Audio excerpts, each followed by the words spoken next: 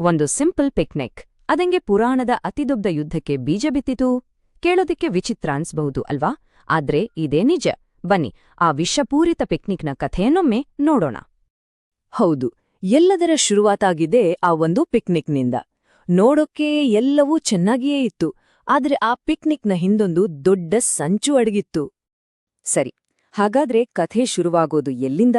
ಅದು ಹಸ್ತಿನಾಪುರದ ಭವ್ಯ ಅರಮನೆಯಿಂದ. ಅಲ್ಲೇ ಒಂದೇ ಸೂರಿನ ಅಡಿ ರಾಜಮನೆತನದ 2 ಗುಂಪುಗಳು, ಅಂದ್ರೆ ಪಾಂಡವರು ಮತ್ತು ಕೌರವರು ಒಟ್ಟಿಗೆ ಬೆಳೆಯುತ್ತಿದ್ರು. ನೋಡಿ, ಒಂದು ಕಡೆ ಇದ್ರು ಪಾಂಡವರು. ಇವರು ನ್ಯಾಯಯುತ ರಾಜನಾಗಿದ್ದ ಪಾಂಡುವಿನ ಮಕ್ಕಳು. ಜನರಿಗೆಲ್ಲ ತುಂಬಾನೇ ಪ್ರೀತಿಪಾತ್ರರು, ಯಾಕಂದ್ರೆ ಅಷ್ಟೇ ವಿನಯವಂತರು ಮತ್ತು ಗೌರವಾನ್ವಿತರು. ಇನ್ನೊಂದು ಕಡೆ ಇದ್ರು ಕೌರವರು, 100 ಜನ. ಇವರು ಉಸ್ತುವಾರಿ ರಾಜ ಧೃತರಾಷ್ಟ್ರನ ಮಕ್ಕಳು. ಇವರಿಗೆ ಮಹತ್ವಾಕಾಂಕ್ಷೆ ಜಾಸ್ತಿ, ಜೊತೆಗೆ ಪಾಂಡವರ ಮೇಲೆ ಸದಾ ಅಸೂಯೆ. ಸಿಂಹಾಸನ ಯಾರಿಗ್ ಸೇರ್ಬೇಕು ಅನ್ನೋ ವಿಷಯವೇ ಇವರ ನಡುವಿನ ವೈರತ್ವದ ಮೂಲ ಕಾರಣವಾಗಿತ್ತು. ದುರ್ಯೋಧನ ಅಂದ್ರೆ ಕೌರವರಲ್ಲಿ ಎಲ್ಲರಿಗಿಂತ ಹಿರಿಯವನು. ಅವನ ಮನಸ್ಸಲ್ಲಿ ಒಂದು ವಿಷಾದದ ಕಿಡಿ ಹೊತ್ಕೊಂಡಿತ್ತು. ಏನ್ಗೊತ್ತಾ? ನನ್ನ ತಂದೆ ಹುಟ್ಟುಕುರುಡ ಅನ್ನೋ ಕಾರಣಕ್ಕೆ ಅವರಿಗೆ ಸಿಂಹಾಸನ ತಪ್ಪಿ ಅನ್ಯಾಯವಾಯಿತು.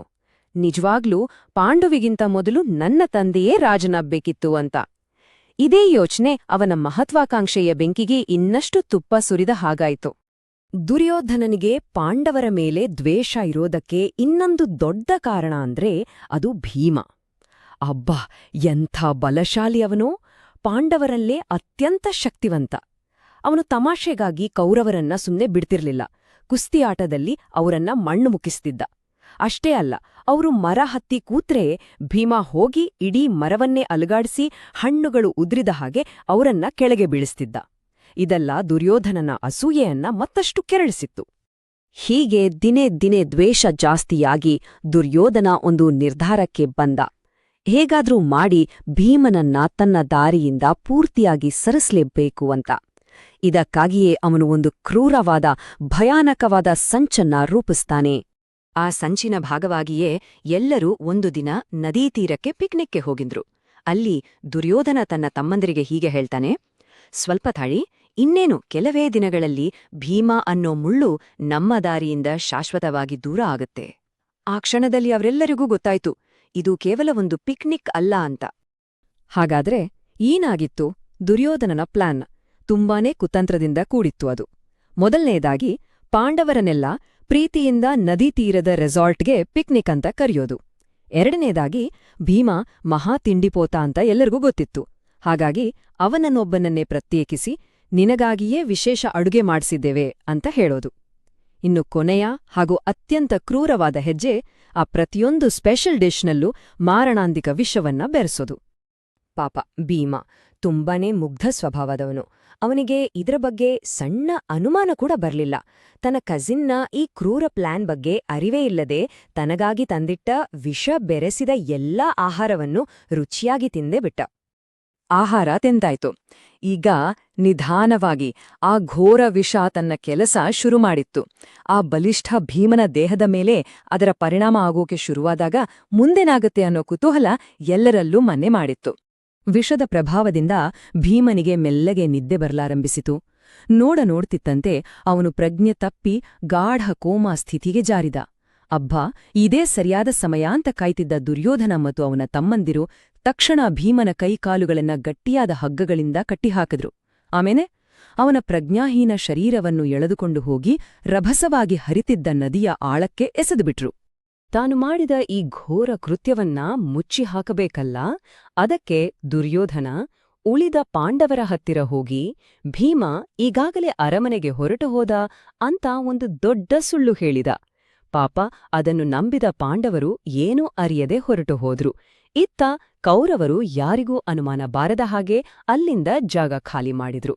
ನದಿಗೆ ಎಸೆದ ಮೇಲೆ ಎಲ್ಲರೂ ಅನ್ಕೊಂಡಿದ್ದು ಇಷ್ಟೇ, ಭೀಮನ ಕತೆ ಮುಗಿತು ಅಂತ. ಆದ್ರೆ ವಿಧಿಯ ಆಟವೇ ಬೇರೆ ಇತ್ತು. ಆ ನದಿಯ ಆಳದಲ್ಲಿ ಅವನಿಗಾಗಿ ಒಂದು ದೊಡ್ಡ ಆಶ್ಚರ್ಯವೇ ಕಾದಿತ್ತು. ಅದೇನದು? ಇಲ್ಲಿಂದ ಶುರುವಾಗುತ್ತೆ ನೋಡಿ, ಭೀಮನ ಒಂದು ವಿಚಿತ್ರ, ಅಷ್ಟೇ ಅನಿರೀಕ್ಷಿತವಾದ ಪಯಣ.